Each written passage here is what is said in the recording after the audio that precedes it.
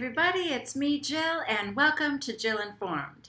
Today's episode is going to be a top 6 moments of The Real Housewives of Orange County, Season 12, Episode 7, Unnoble Women. Number 6, well, I guess it's out in the open that Jim Edmonds is just a complete ass. Megan's not even trying to hide it anymore. She's just trying to convince us all that he has a soft, sweet side to him. She said, I know that most of the time he comes off like a huge ass, but then there's other times where he's really very sweet.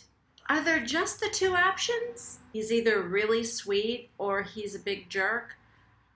And I hate to say it, Megan, but he's only really sweet to the baby. I think he just finds you annoying. And the dog. Number 5, Lydia's birthday presents. Okay, I know I come off as someone who hates when the ladies show how rich they are. Listen, I love that the ladies are filthy, filthy rich. I don't want to watch a show about average housewives who are poor and just trying to put food on the table. That's not fun. The extravagance and the craziness of a wealthy lifestyle is fun to watch. So when I complain about, Bethany, okay, with all her millions, and Peggy and Deco with all the cars and stuff, it's because that seems to be all they're bringing to the table. If your storyline is that you're ridiculously wealthy, I'm not interested in that. But this, Lydia's birthday presents, this was great. Let's break it down. Her husband surprises her with a huge $90,000 Infiniti SUV. This big black monster. It kills me how that's just like the mom car to her. It's gorgeous, it's huge, it's wonderful. And it's hilarious to me that she's like, oh, thank you. But like it's a concession because, before she had kids, she used to have sports cars and now she has to have a mom car. Poor Lydia. But wait, there's more. So Doug goes off and says, it's not as big as the last present, but I have something else for you. And then vroom, vroom, he opens the garage door and now he presents her with a $180,000 Aston Martin sports car. I mean, you have to love it. It's so completely over the top and ridiculous. She's turning 36 and she needs 2 new cars. And of course, Lydia notices it has G&L wheels. That's Deco and Peggy's business. And Bravo lets us know that just the wheels on that car are $3,500. Then they go in the backyard and he gives her like a Chanel necklace and they're having a party. And then, but wait, there's more. They go off on a private jet to someplace for dinner.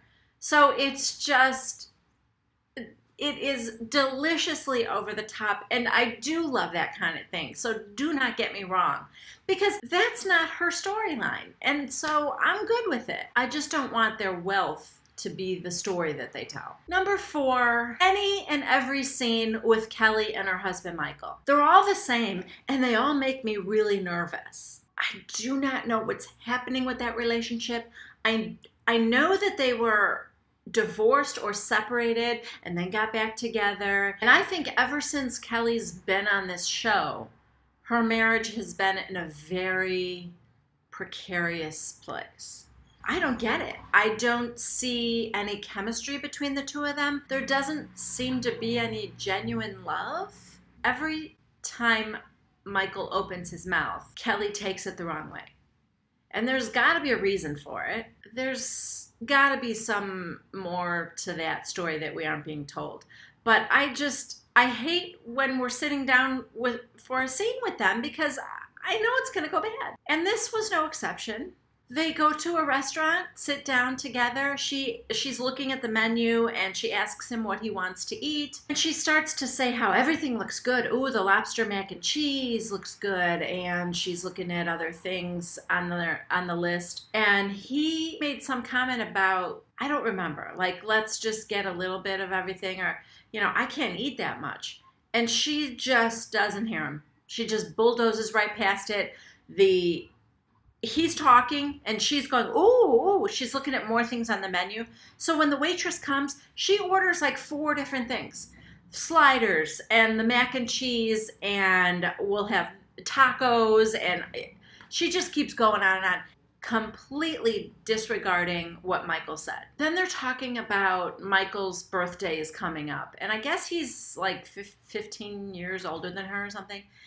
And she's complaining that he never wants to do anything anymore. And he said, well, you're very social. You're a social butterfly and you're out there all the time, and I'm kind of a homebody. And she takes that the wrong way, of course, because she's predisposed to taking everything he says as an insult for some reason. All he's saying is, you're this kind of person and I'm a different kind of person, and it's okay. And you go out with your friends. And she goes, does that bother you that I go out with my friends? And he said, no, I'm pointing out that you're a social butterfly. I'm a homebody. And she goes, yeah, and I feel like you have a problem with that. And he said, no, the way you are is the reason I love you, which I don't believe. I just don't think they love each other, period. But he said it. Okay. And she said something nasty, and he goes, did you hear what I said? And she goes, yeah, but I still feel like it was a dig at me. Why? I don't know that whole story, but. And speaking of strained marital relationships, my number 3 is Shannon and David. Oh, again, every time there's a scene with those two, it's not good. It's not good. It's so uncomfortable. David is a mere shell of the man he used to be, and Shannon just will not stop punishing him. He is on trial every time they have a conversation, and damn it, he better say the right thing. So he walks into the kitchen because, Bravo has decided that Shannon's story arc this season is going to be her weight. And so they're going to make sure that every scene she's in has some involvement with food or eating. So she's cooking in the kitchen, and David walks in and says, hello, dear, which, is that creepy to you guys? And I am willing to concede that it might just be me and my feeling about this, but my husband and I don't call each other dear. That seems funny to me, or maybe it seems old-fashioned. I don't know, but the fact that he calls her dear seems weird to me. Yes, dear. Oh, I don't know. I don't like it. But anyway, he says, hello, dear. And he gives her a kiss. And she says, I'm making a low-cal dinner tonight. It's chicken marinated in buttermilk. And David, it's like I feel like it's a setup for poor David. And he fell for it. David, just let it go. Don't say anything. Just say, thank you, dear, for making dinner. Thank you, dear. That's all you need to say. Sounds good, dear. But no, he cannot resist because he, like everyone else, is thinking about how much fat is in buttermilk. And he says, that's low-cal buttermilk? Thankfully, she doesn't rip him a new one, and she just rather defensively says, well, many people say if you're going to have dairy, buttermilk is a good one. He wisely left it at that. And then she brings the dinner to the table, and she's got like 12, 13-year-old daughters. She announces to them that dinner is only 320 calories. Yeah, like kids care about that. In fact, I'm pretty sure that would make a kid not want to eat it. I don't know, Sophie, one of them is feeding it to the dog. It's sort of apparent that nobody likes it. I don't even think David likes it. Definitely the kids don't, and I'm not even sure if that dog is eating it. And then we find out that Shannon is going to open her own restaurant. That was not a ringing endorsement for her restaurant. The fact that her family was completely underwhelmed with that dinner. Just saying. Number 2, that launch party for Noblewoman magazine. That was bizarre. There's food, there's shaving, there's a suit station. Were the men told to come like undressed and unshaven? I'm not sure I understand what that was all about. Maybe the novelty of the shaving station. I don't know. I even think that was weird. It was a little different, and okay, I can kind of go with that because it's a little odd and different, and I like different things.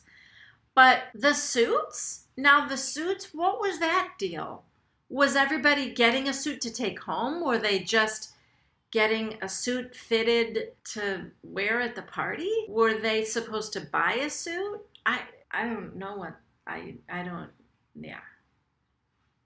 I was confused. But it did seem as though Lydia and her husband spared no expense for this launch party, and all the ladies showed up.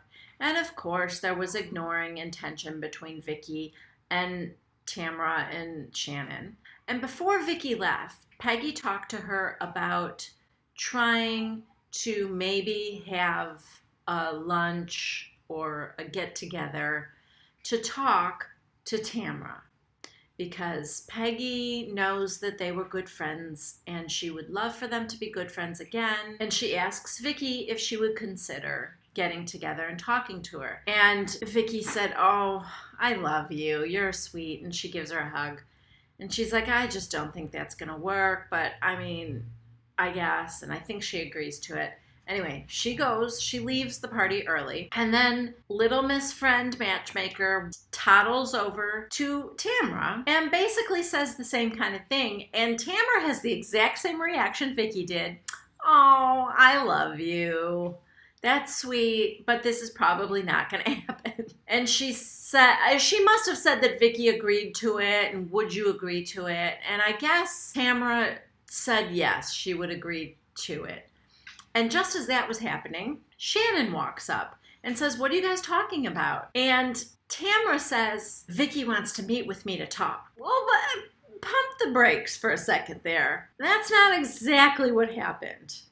Vicky doesn't want to meet with you to talk. Lydia begged Vicky to meet with you and talk, and now Lydia is begging you to meet with Vicky to talk. So she made it sound like this was Vicky's idea. So naturally, when it was put in that way, Vicky wants to talk to me, Shannon says, "And not me?" To the confession cam, Lydia goes, "You wouldn't even let me say her name in your presence. Did you think I was going to try to get you two together?" But to her in person, she said, "Well, I just thought I would start with Tamara because you didn't seem like you really wanted anything to do with her ever, and I was afraid." So that's fine, and they kind of get over it. But then a few minutes later, Peggy walks up, and Tamara is telling Peggy about it. That was before Peggy was on the show, and Peggy couldn't care less. "Get over it. It's the past. Don't talk about it anymore." Oh, that did not make Tamara happy. So Tamara goes, "Do you want to be friends with me?" Ooh, do not tell Tamara to get over something. Jesus will tell Tamara when to get over something. Not you, Peggy. Watch your back, girl. These women do not play. You will find that out. That brings me to the number 1 moment of this episode. Peggy talking to her daughters. She is talking to them about the ladies, of course, and about this whole thing between Vicky and Tamara and Shannon and how everyone needs to get over it. And she said, they need to stop talking about it. They keep opening up the worm. Opening a can of worms is what she's trying to say. But this is what my number 1 moment is. It is her oldest daughter, Giovanna, to the confession cam. When her mom says that about we just keep opening up a worm, she says, "What?" And then to the confession cam, she says, I mean, you're an English major and sometimes you can't even tell a story. What did you just say? Peggy is an English major? What is going on with you? Found out that you have been in this country since the age of 1. You have an adult brother who does not have an accent. What are you doing? What is your story, Peggy? I will get to the bottom of it by the end of this season, if not sooner. That's it for me today. I hope you liked it. If you did, please give it a thumbs up and please click on that bell if you would like notifications every time I have a new video out. Thanks again. I will see you next time, everybody. Bye.